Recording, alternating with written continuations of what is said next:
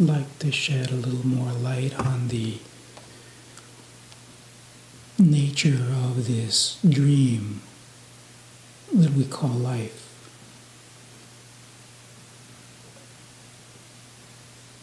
So this morning we spoke about the creation of the shell, which creates the experience of the separate one, the small I.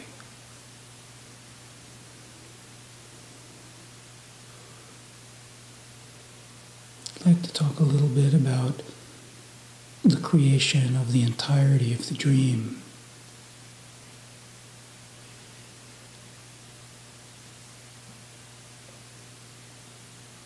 You know, in science, what is known is that it is impossible for something to arise out of nothing. Something has to come from something.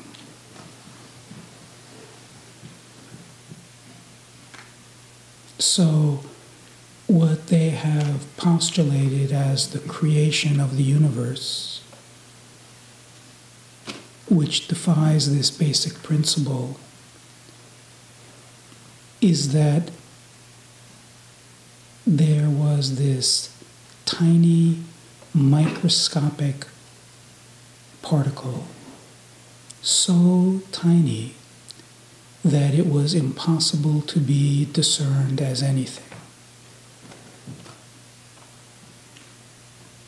In fact, it seemed like nothing. It was smaller than the smallest imaginable thing. And for some unknown reason, it exploded and created the universe.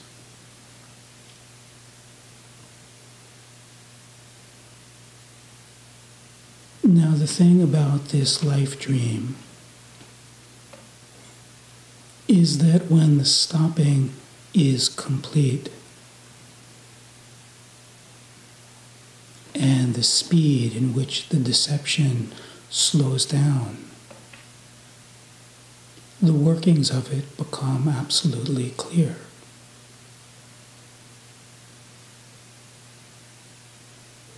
So in this dreamscape, there are two primary aspects of mind.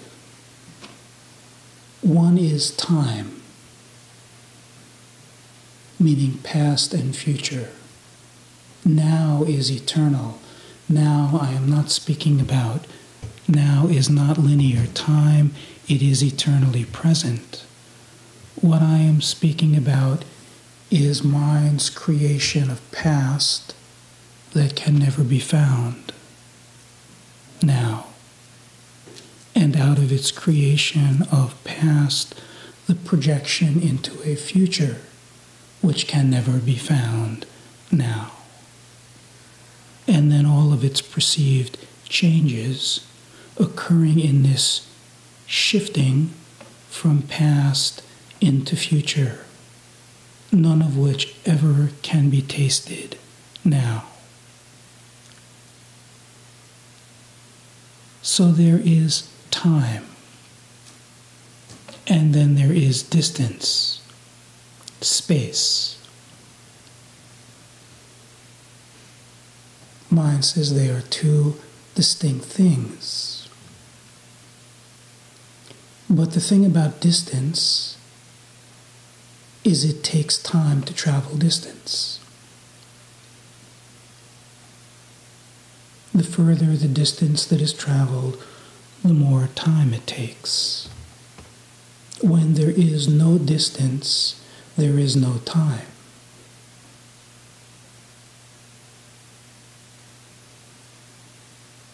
When there is no time, there is no distance.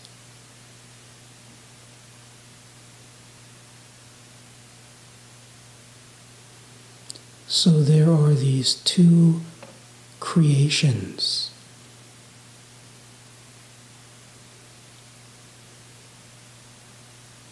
When you look at the stars at night, because the distance is so great, What you are looking at is no longer there. Hundreds and thousands and millions and billions of years ago, most of the stars have burnt away and no longer exist. Yet they are being perceived in what is called now. But it travels great distance, so it goes back very far in time. Now science has built the Hubble telescope, and they continue to improve the Hubble. It goes further and further into the depths of space. They are saying that within our children's lifetime, it will stretch far enough that we will be able to witness the Big Bang.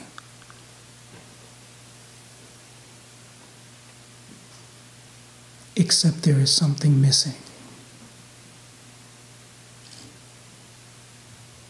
It is like trying to witness the origin of a dream.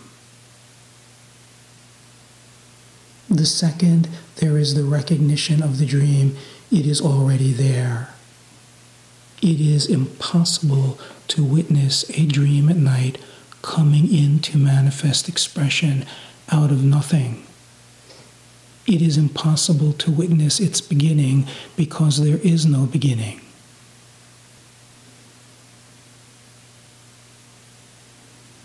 Something cannot arise out of nothing. Only the appearance of something.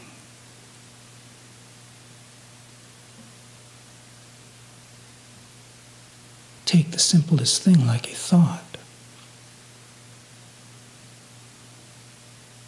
It takes time for what is at no distance, what is of no time, what is everywhere, what is eternally present, and then there is the perception in mind. To find a thought, first there must be contraction, but contraction is movement over time. And then there is the movement into the recognition of what is called a thought. And science has mapped it out. It takes 0.3 seconds once a thought is formed to be aware of it. But it is impossible to be aware of the formation of thought. It's so obvious in stopping. You can never witness a thought arising. A choice. The choice is already made when you are aware of it. It is already formed. You can never witness its forming. The entire process takes time. It dips into the past. It is happening in the past. Just like the stars. Instead of billions upon billions of years, it is 0.3 seconds in the past.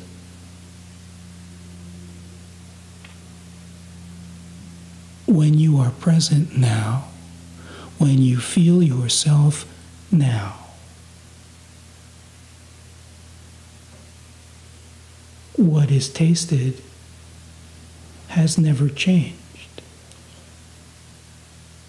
No matter what has happened in the dream of time, no matter how horrible or how wonderful, when you feel yourself now, it is the same. It is so clear, none of that has had any influence on feeling myself now.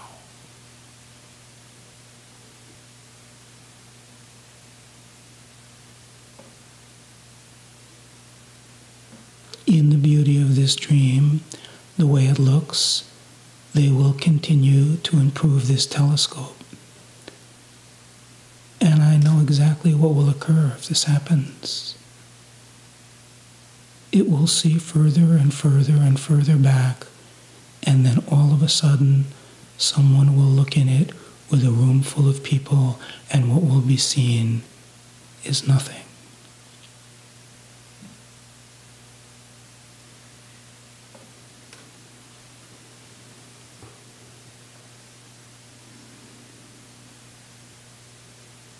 Just to try to find a thought now, it is completely impossible.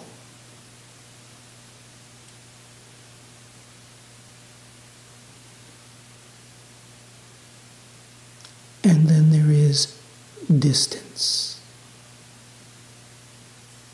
What science has come to show is that the images we perceive and the depth that we experience are all created in the brain. That there is omnipresent light. It is the only thing that is known scientifically about what is out there. And then this light strikes the eye, and then the optic nerve carries this light to the brain, and the brain sculpts the light and creates the images and the experience of depth.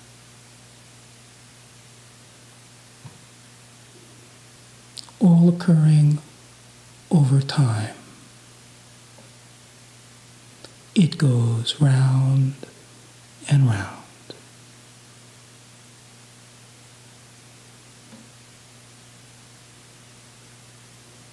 No matter what the story of my life has been, or what my life means, or the work I must do, if you feel yourself in the only thing that is real, which is now, if you feel now, it is always now. How can it not be now?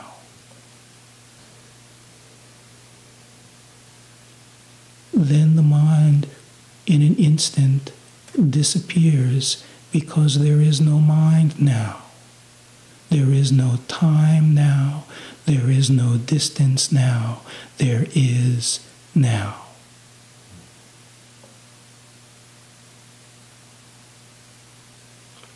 Say hello to yourself.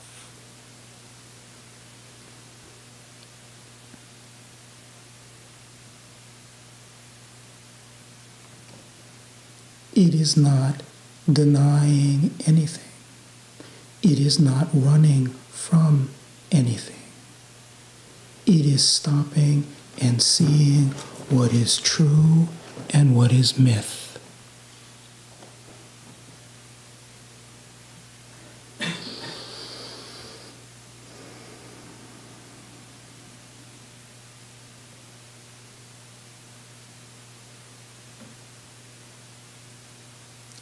Science, what the mind so deeply respects and honors as truth, has come to show that by the time you are aware of a decision, the decision has already been made.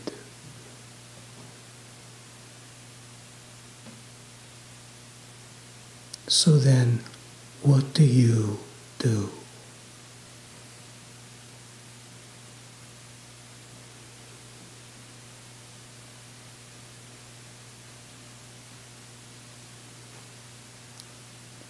You are a dream.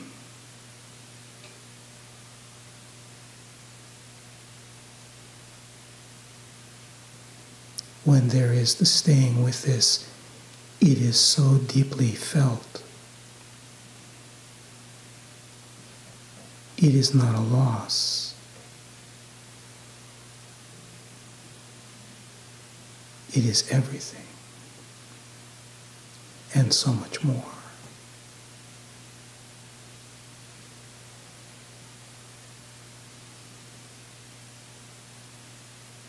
Just to feel yourself, it is so immediate. In order to perceive something, it must be at a distance. It must be over time. It must appear in the past. You perceive the body. what you feel immediately is at no distance. It is not other than. It is not of time. It is eternal. When the habit of the hypnosis falls away, this becomes the taste. And what was the experience of me is experienced as a dream